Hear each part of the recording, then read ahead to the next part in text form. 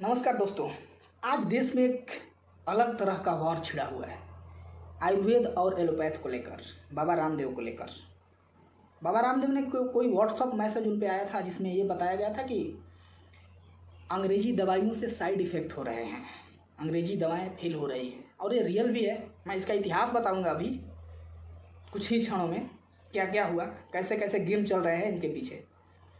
तो रामदेव को जब ये बयान दिया गया, बयान बताया उन्होंने, अपने पोस्ट किया वैसे मैसेज, तो उन पे अपील किया गया, उन पे FIR किया गया, उनको अपना बयान वापस लेना पड़ा।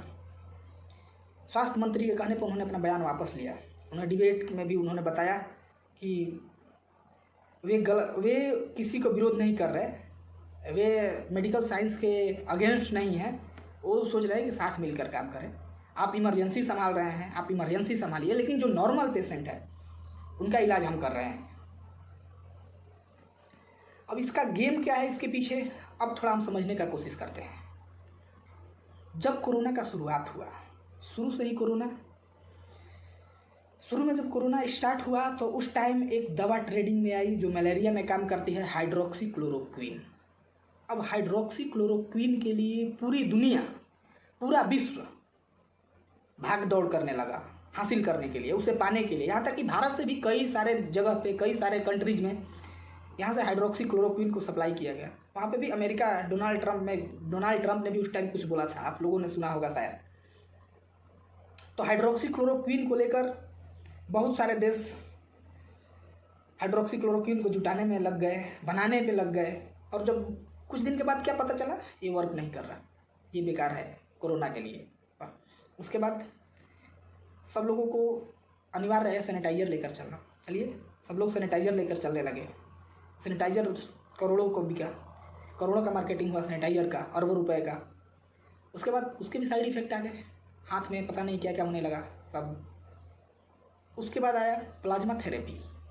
प्लाज्मा थेरेपी को तो ऐसे प्रेजेंट किया गया जैसे कि वो एक तरह से कोरोना के लिए रामबाण दवा हो, कोरोना के लिए अमृत साबित हो गया। मतलब अब तो ये कोरोना जड़ से मिटा के ही रहेगा। अब यहाँ पे क्या हुआ, अब प्लाज्मा थेरेपी के लिए सब लोग रेडी हो गए, सब लोग डोनेट करने लगे प्लाज्मा। सब जनता एक तरह से बोला जाए तो प्लाज्मा थेरेपी को लेकर बहुत ज़्यादा अग्रसर हो गई, बहुत ज़्यादा वो वर्क करने लगे। सब लोग प्लाज्मा डोनेट करने लगे, लोगों को ज़्यादा से ज़्यादा मदद होती। फिर क्या हुआ, कुछ ही दिनों बाद ये कहकर पल्ला झाड़ लिया गया कि ये इफेक्टेड नहीं है, वाह मेडिकल साइंस। उसके बाद बहुत सारे भगवान, एक तरह से बोला जाए तो कोरोना के बहुत सारे भगवान मार्केट में आए और सबकी कालाबाजारी हुई, सबका टर्नओवर अरबों में हुआ। सब जनता मुँह मांगा पैसा दिया, सब मेडिसिनों का, सब दवाइयों का, और रिजल्ट जीरो। जिसको मरना था वो मरा ही कोरोना के कारण, क्योंकि वो दवाएं काम नहीं कर रही थी। फिर क्या हुआ, सब धीरे धीरे करके बैन हो गए। इसके बाद आया हमारा फिर रेमडेसिविर का नाम आया एक तरह से, और ट्रेडिंग में बहुत तेज़ी से रेमडेसिविर, मतलब एक रेमडेसिविर 25-30 हज़ार का बिका। इतना दवा के कालाबाजारी हुआ इसका, इतना तेज कालाबाजारी हुआ कि एक रेमडेसिविर 50,000 तक भी बिके। मतलब लोग समझ गए कि रेमडेसिविर लगा लेने से अब कोरोना तो जड़ से मिट जाएगी, हमको तो कभी होगी ही नहीं। इतना अफवाह फैलाया गया रेमडेसिविर को लेकर। और ये सब कौन कर रहा है, इसके पीछे का गेम क्या है? इसके पीछे का गेम है ओनली मेकिंग मनी। किसी तरह से जनता को मूर्ख बना के पैसे लूटो, किसी तरह से कंपनियों के पास, किसी तरह से फार्मासिस्ट कंपनियों के पास पैसा आना चाहिए। इसका मेन मोटिव यही है, और यही हुआ। रेमडेसिविर अरबों डोज बिक गए, करोड़ों अरबों डोज जब रेमडेसिविर के बिक गए, तो फिर इसे क्या, ये भी ऐसे कह के पल्ला झाड़ लिया गया कि ये भी काम नहीं कर रहा। अब वो भी काम, रेमडेसिविर भी काम नहीं कर रहा।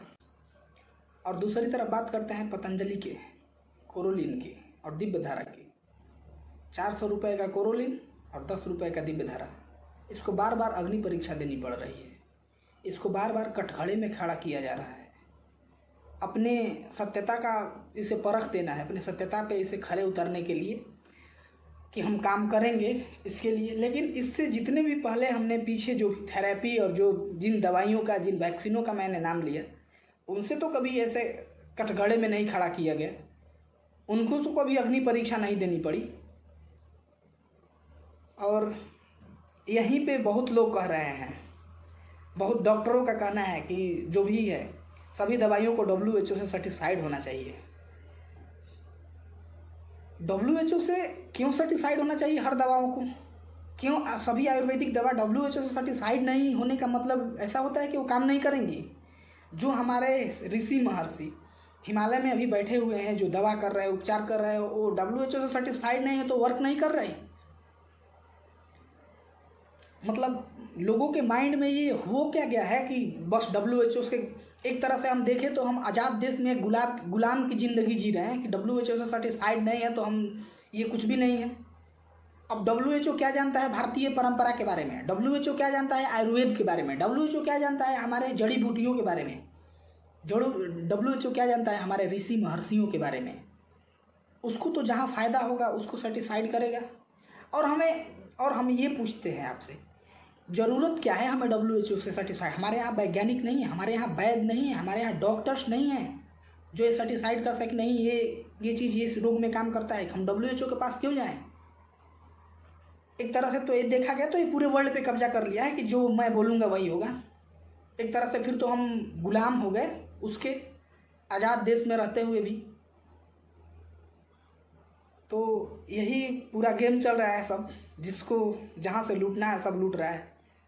और अंत में जब वो अच्छा उपचार के लिए सब लोग, फार्मा कंपनी यही देख रही है, ये 400-500 में ही अगर कोरोना सही होने लगा तो फिर हम लोग का तो धंधा चौपट हो जाएगा।